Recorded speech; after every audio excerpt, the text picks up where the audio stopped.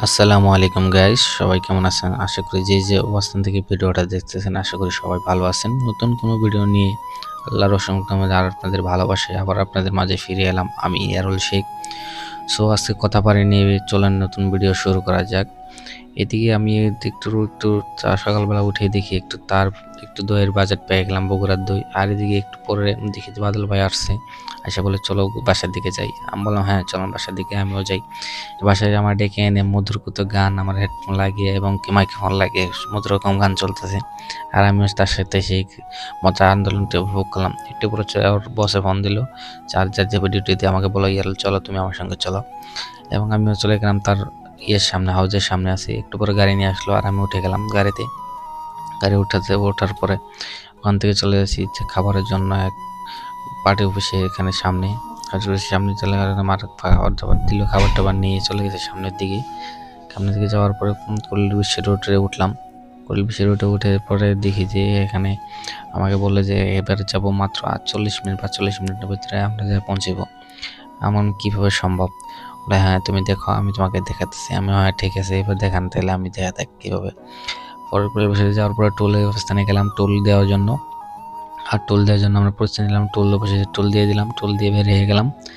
বেরিয়ে সামনের দিকে যাচ্ছি, যাওয়ার পর বলে দেখো এবার আমার কারকেতি খেলা দেখো। আমি বললাম হ্যাঁ ঠিক আছে আমরা কারকেতি খেলা দেখেন, কি ব্যাস আছে। ও যে টানের উপর টান, আর দুইজনে কি মধুর কি গান লাগে, কি আনন্দ মস্তি পরিবেশ। চলে গেলাম একদম এয়ারপোর্টের সামনে। যাওয়ার পরে ওখানে বসের ফোন দেওয়ার পরে বসের সাথে যোগাযোগ করা হলো। বস আসলো, আসে তার মালামাল সব কিছু নিয়ে গেল। আর পর আমরা আবার জার্নি শুরু করলাম ঢাকার দিকে।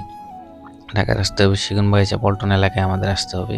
সো খাবার দাবার সব কিছু আমাদের খাবার আমরা নিলাম। একটু পর বসে আবার খাবার পাঠাইছে চিকেন, সেই চিকেন খাবারটা আবার নিলাম। নিয়ে আমরা আমাদের মতো করে খাইতে রাস্তায় চলে আসলাম। এদিকে আসার পরে দেখি যে সামনে বনালী সাইডে দিকে দেখি যে বিশাল এক টিমের গাড়ি এসে নিয়ে আসতেছে। আমি বললাম হ্যাঁ ঠিক আছে এই ব্যবসায়ী করি আমি। পরে দিকে আসার পরে একটু চেমে পড়লাম।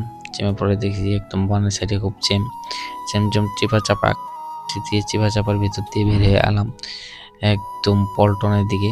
এদিকে কাকরামূল ফ্লাইওভারে আসলাম, মগবাজার ফ্লাইওভারে আছে বর্তমানে অবস্থান করতেছি।